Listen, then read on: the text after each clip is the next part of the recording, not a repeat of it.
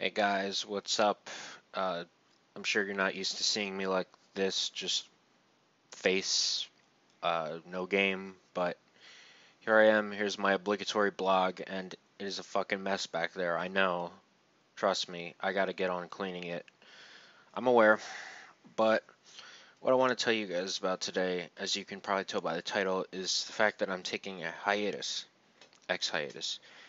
And the reason is because I have back problems, very big back problems. Not to mention, I hear a new Dragon Quest is coming out. No, that was a joke, guys. If you couldn't tell, I was making fun of Togashi, the guy who wrote Yu Yu Hakusho and more recently writes Hunter x Hunter, who's been on hiatus, God knows how many times. But anyway, the reason for my hiatus is actually a couple of reasons, and I'm probably not going to joke too much now. This is more real talk here. Uh, Reason number one is the fact that uh, schoolwork has kind of piled up, and I really do need to focus on it. And number two is the fact that I actually do work now. I work for a law firm, and while it's only Mondays for certain, I'm on call. Basically, I'm on a flexible part-time for Monday or for Wednesday and Friday, which are stream days, of course. So, I mean, that's off the table. I mean, Saturday is still there. I mean, but one day a week's not really a lot. And so, uh, reason number three is that I'm not sure what to play. I don't really have any longevity plans. I feel like it's harder to keep interest in streaming when I'm just doing like these random streams. Like the CPU tournament was cool, and then today I literally just got done streaming like 10 minutes ago doing the Tail of Iron versus Biggs, plus some screwing around with Zelda uh, cheats. But um, yeah, so there's that, and I mean those are the core reasons why I'm taking a hiatus right now. I think it's a good time as I try to really focus on what's practical to me at this point. I need more. I should, even though I have really enough time realistically to do my work, um, I feel like I've been doing not my best because I've been procrastinating too long. And one of the reasons was I was using the stream as an excuse. Oh, I have a stream today, so I'm gonna do it later. And then later comes and nothing happens. So I've been not handing in a few assignments, but most of them were just late. Oh, well, not late, but last minute stuff that didn't have to be last minute. So um, there's that, and I just want to say a few things, and then I'll talk about something quick. I guess to make the video a bit longer. I guess more interesting to watch. And it's a reaction to a movie I watched for a paper that I had to write. But I want to say something. I'll get the sappy shit out of the way real quick, and that's the fact that the stream really did mean a lot to me, even if there weren't that many people coming. And the main reason was, some of you know, some of you don't. I don't really talk about it much, but in November, this past November, my dad passed away suddenly, and it was devastating. It was the worst thing that's ever happened to me by far. And the stream was an outlet for me and helping me recover. I'm still recovering, but it's been an outlet and it's been helping me. And so, having the support of my stream watchers, even if they knew, they didn't know, uh, regardless, uh, them being there to support my stream has helped me, and it's backed me up, reassured me. It's definitely helped, and I do thank you for that. Whether you knew the situation or not, it was a thing. Um, I don't like to talk about it because I'm not, I don't want people to feel like pity for me or whatever. That's not what I'm about. I really don't like to use things like that as a crutch. I like to, um, I feel like it's just gives excuses for um, low performance or whatever. In general, I could go on about everything. How I didn't miss a day of school the week after he died, which was a Sunday. I had school Monday through Thursday. I didn't miss one day because I threw myself into it I didn't want to use it as a crutch to not do the work that I was supposed to do, and it worked, I think, on some level. But I guess enough of that. Um, I know I say a lot. I have to get rid of that shit. It's hard. So I guess on a more light note, I'm going to talk about, well, it might not be light to you, but I'm going to talk about a film I just saw yesterday, which was Wal-Mart, The High Cost of Low Price. Now, this film was very interesting, though I do have my skeptical moments.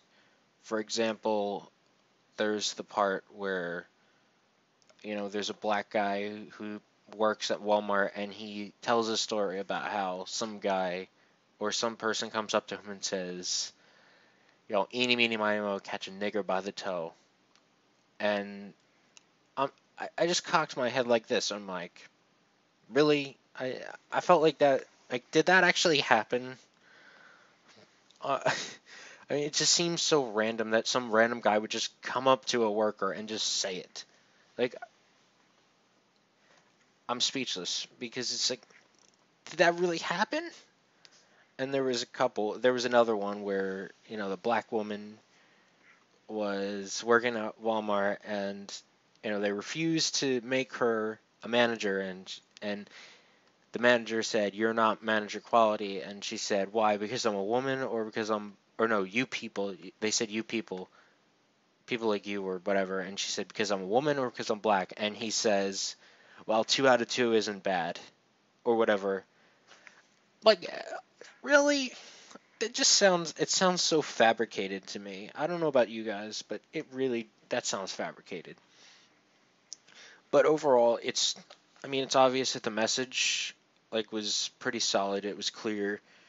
If you don't know, the film was made to belittle Walmart by exposing a lot of what they cause for the U.S. and other countries like China and Bangladesh, where they treat their employees like shit. They underpay them. They don't pay them overtime, and they force them to do overtime, um, or else it's implied that they'll lose their job. And they obviously they treat their Chinese workers like absolute shit. They're like animals. They're like livestock, really. They pay them like 13 cents an hour. Uh, Terrible conditions. And then they talk about the benefits, how the benefits suck because, you have to pay all this out of your paycheck, which is already like $12,000 a year, which is below the poverty line, which I think is 15,000 a year is poverty line. At least in 2005 it was. It's not that far off now. I mean, despite the 2008 crash, but I could talk about that for a long time. But I did like the film because it does address one thing, and that's that Walmart really does need to change. Something needs to change in Walmart that really shows that they're valued, the employees are valued, the customers are valued, and some of the points I thought were pretty valid. Obviously, the geography of it, where they move into a location and the family business closes down, and they a few times they cut to some people crying because their business was lost. I understand that. I mean, it was their baby, but I felt like it was just so dramatic. It was dramatized to the point where it was okay. I mean, but the point is still well like driven without it being too much. Um, what else was there in that film? There was tons of shit in that film. They were just talking about how businesses go under and how they treat their employees like shit. That was the main thing. Was like how they treat their employees, where just the horrible pay, the horrible hours, and everything in between. And on top of that, um, yeah, they had to deal with all the union shit because unions, although unions have their place, if you're watching that you're part of union, you don't think I'm trashing your ass because I'm not. Unions have their place, but at the same time, uh, union people can be quite violent, and unions are definitely violent towards Walmart because Walmart is such an anti-union establishment. I knew that even before watching this film. That was obvious. Like I have a friend who used to work at Gennardi's, and he told me stories all the time about how the same deal went on. But so like I don't condone the union violence. It doesn't work. It just serves to piss off Walmart. It's not going to do anything in the long run. But I also don't support this anti-union bullshit that they pull just so that they can underpay the workers. I mean, it was mentioned like a billion times that they are, in fact, $1 billion company. They can afford to do that shit. They can afford to pay their employees a decent amount. So I don't know. It's all greed, obviously. I mean, it all comes down to greed. And, they mentioned it in the film. The love of money is the root of all evil. That comes straight out of the Bible. Whether you believe it or not, it's a very, very strong statement that holds a lot of merit. And um, you could see just this greed. And even they even said, like, Sam Walton would not want this. Even though the Walton family, they basically passed them off as a bunch of scumbags. Obviously, using Bill Gates as an example, but Bill Gates is the shit. You can't hate on Bill Gates, even though Windows 8 is crap. Now he didn't develop Windows 8, so I can or Windows 7, so I can give him some slack there. But yeah, I mean the film overall was pretty interesting. I got 2.5, 2 3/4 pages out of it. It was supposed to be a 3-page paper. I couldn't do it.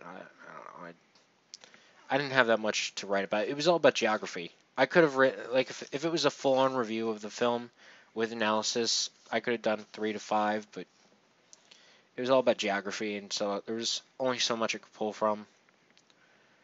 Uh, there was a list of choices. I chose one that sounded interesting, so I guess that's about it for that film.